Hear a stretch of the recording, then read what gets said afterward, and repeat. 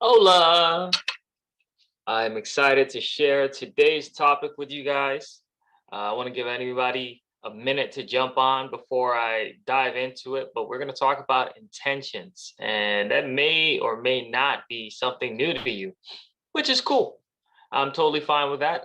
That's why I'm here to help you break it down and understand. As for what I've learned throughout my coaching experience over the past few years, and especially more recently in my coaching journey and life coaching. So, we're going to talk about what are your intentions. So, intentions, that's a term that is probably tossed around quite frequently, and most people don't really understand what it is. For example, if I were to ask you, okay, so in exercising, what are your intentions? Oh, I want to be able to run a 5K. Okay, that's a goal.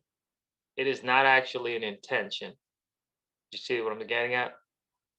An intention is something that your actions are dictated by, that is more inherent into what your actual um, internal person wants to strive towards.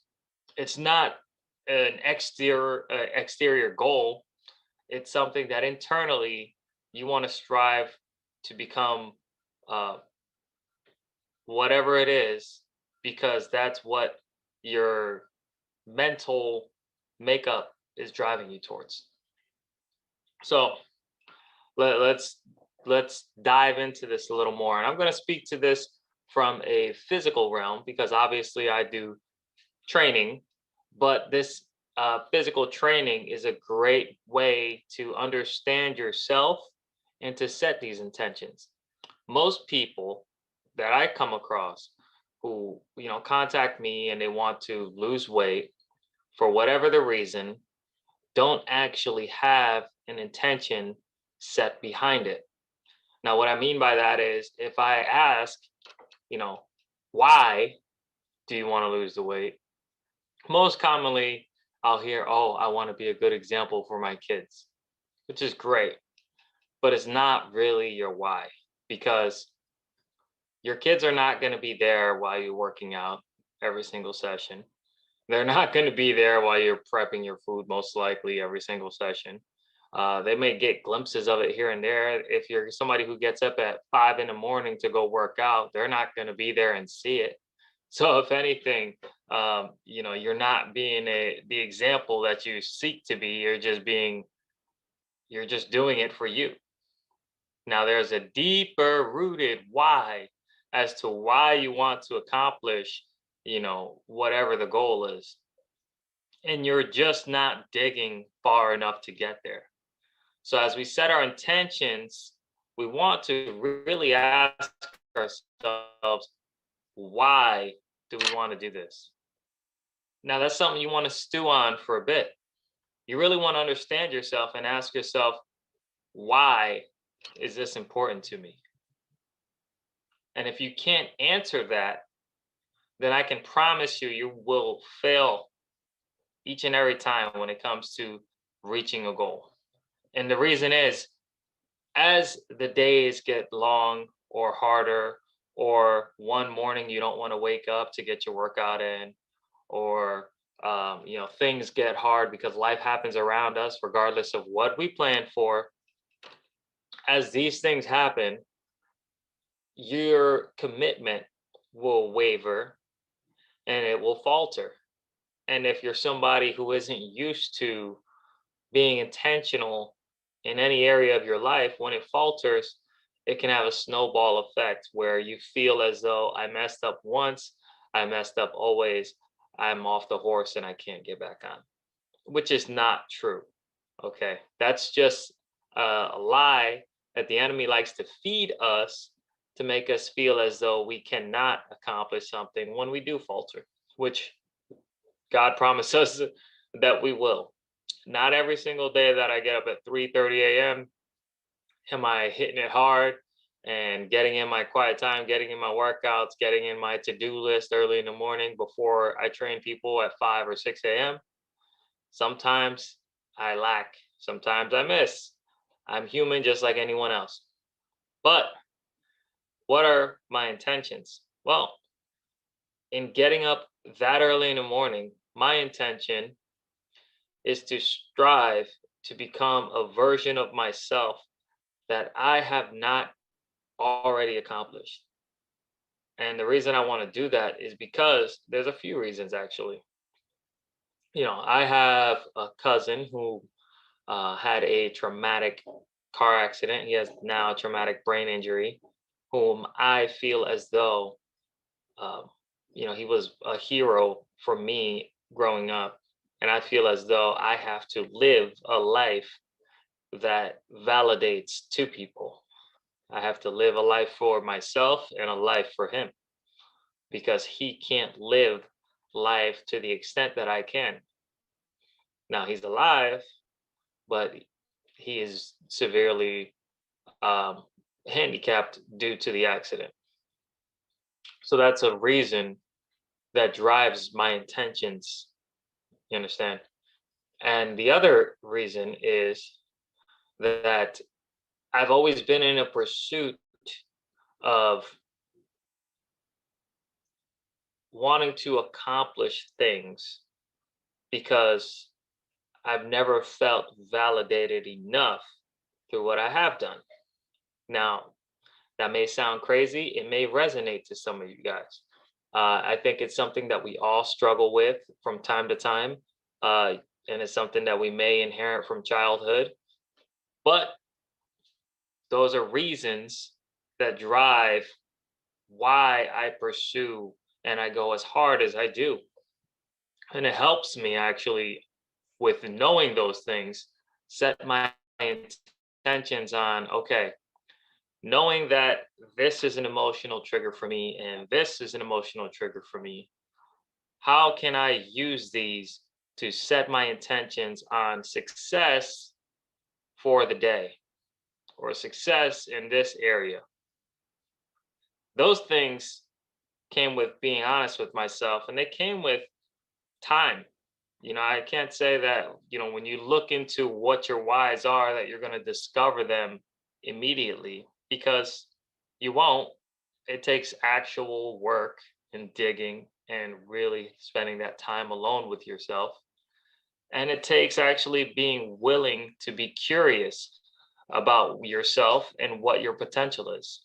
You know, um, as I've been an athlete most of my life, I've always experimented with myself, my physical fitness, and tried to find ways that I can push myself and see what my potential is in anything I do.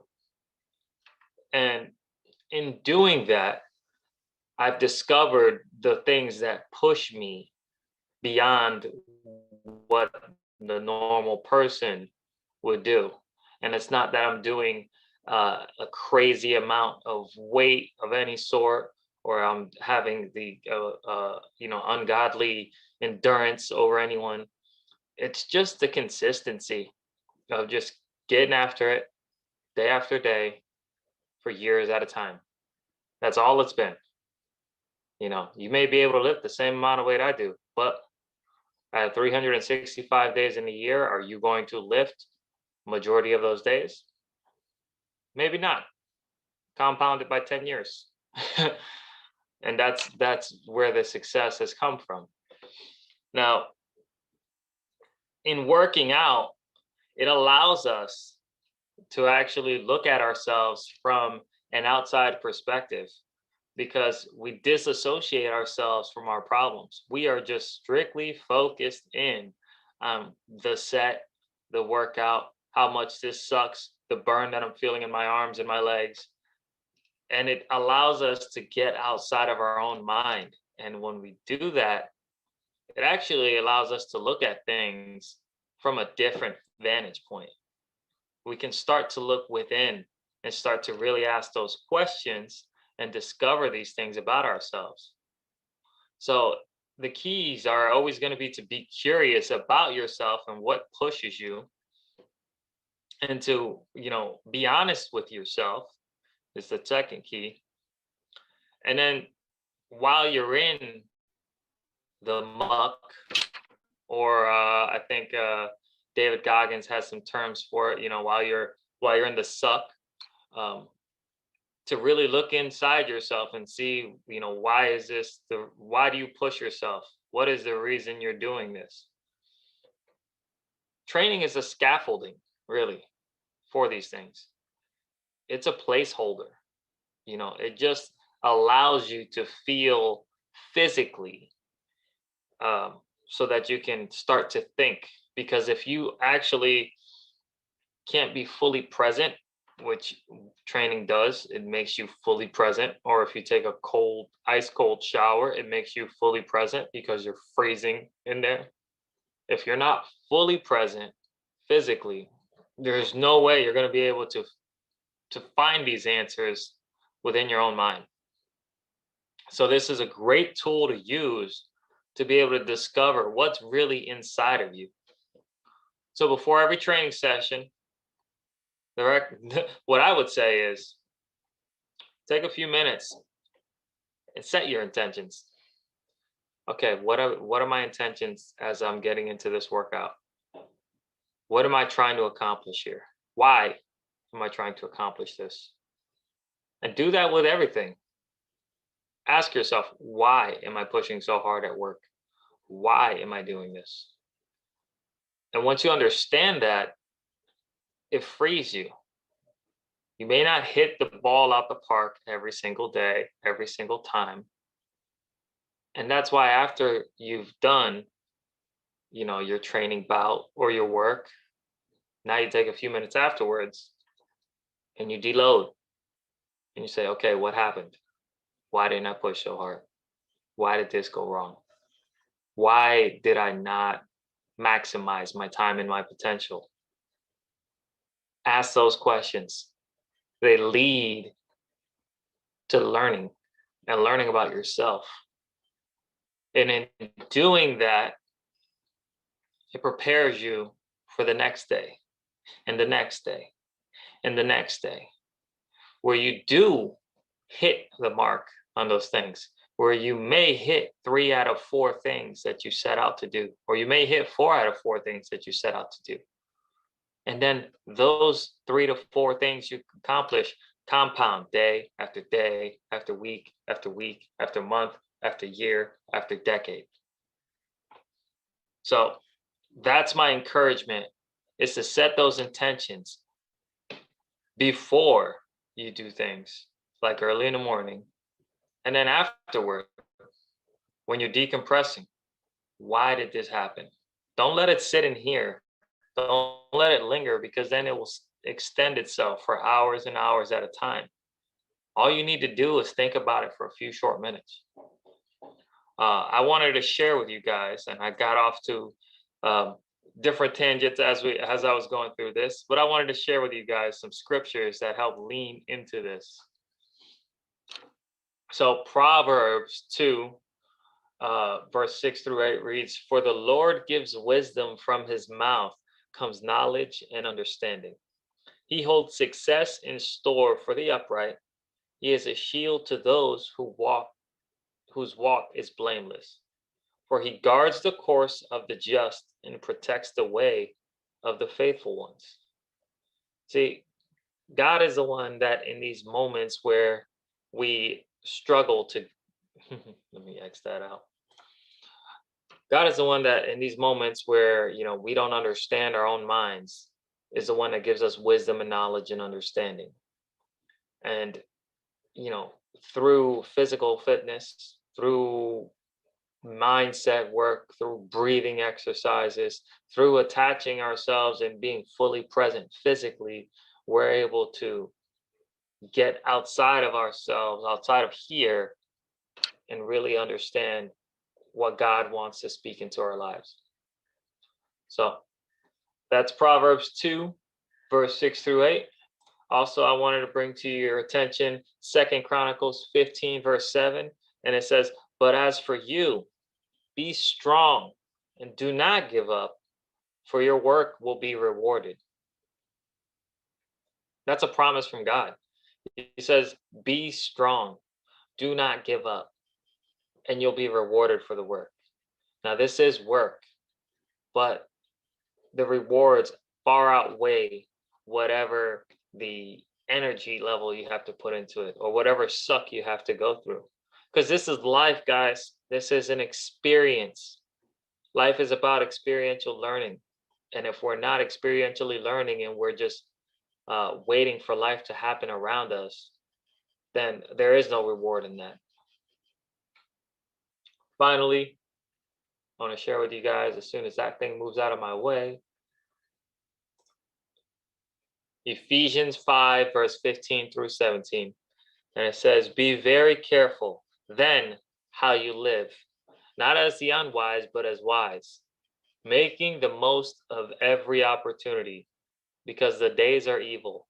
Therefore, do not be foolish, but understand what the Lord's will is. So I want that to resonate with you. Take in every single opportunity, and every breath, every day that we have on this earth is an opportunity. And God promises that when we take in every breath, that when we do actually the work, that we are rewarded for it. He gives us knowledge, he gives us understanding, he gives us the opportunity to become the very best versions of ourselves that we can be, and thereby honoring him, who is our creator. So guys, I hope this made sense. I hope this serves you. Remember, take a few minutes before you do things. Take that time to be intentional, understand what your intentions are. Take a few minutes afterwards to deload and get after it. This is Chris with Iron Sharpens Iron, reminding you guys, get out there, make moves, not excuses.